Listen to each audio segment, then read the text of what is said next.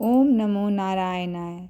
देवउठनी एकादशी 23 नवंबर गुरुवार के दिन मनाया जाएगा। इस तिथि से सभी मांगलिक कार्य, विवाह, मुंडन, जनेऊ संस्कार होने लगते हैं। मान्यता है कि विष्णु भगवान 4 महीने की योग निद्रा से जागते हैं, फिर सृष्टि का कार्यभार संभालते हैं। इस दिन भगवान शालिग्राम और माता तुलसी का विवाह कराया जाता है, जिसकी वजह से यह एकादशी बेहद खास होती है।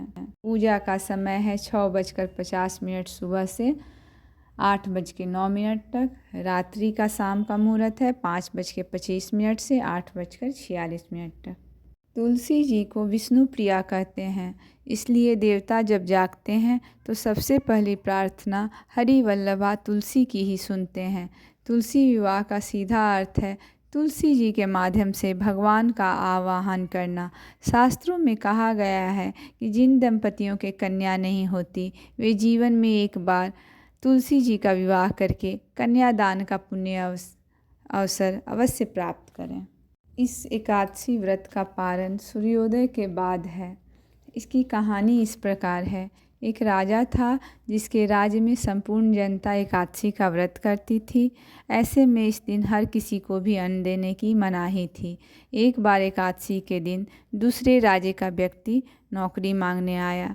राजा ने व्यक्ति से कहा कि तुम्हें इस राज्य में नौकरी तो मिलेगी, लेकिन एक शर्त है कि एकादशी के दिन यहाँ अन्न नहीं मिलेगा। नौकरी के लालच में उसने राजा की बात मान ली। खाने के लिए अन्न दिया जाएगा, क्योंकि फल से उसका पेट नहीं भरेगा, राजा से उसने कहा, अन्यथा वह भूख के मारे मर जाएगा। व्यक्ति की बात सुनकर राजा ने उसे अपनी शर्त याद दिलाई, लेकिन भूख से व्याकुल वो व्यक्ति फिर भी नहीं माना। तब राजा ने उसे अन्न खाने का आदेश दे दिया और इसके लिए उसे चावल, आटा, दाल आदि दिए गए, जिसे लेकर वो रोज़ की तरह नदी में स्नान करके भोजन के लिए भगवान को आमंत्रित करने गया। व्यक्ति की प्रार्थना सुनकर भगवान विष्णु पीताम्बर में वहाँ आए और उन्होंने भोजन ग्रहण किया। अब तो हर एकादशी को ऐसा ही होता।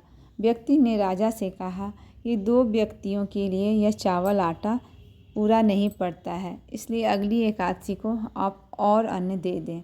तो राजा ने कहा कि क्या सच में भगवान तुम्हारे साथ आकर भोजन करते हैं?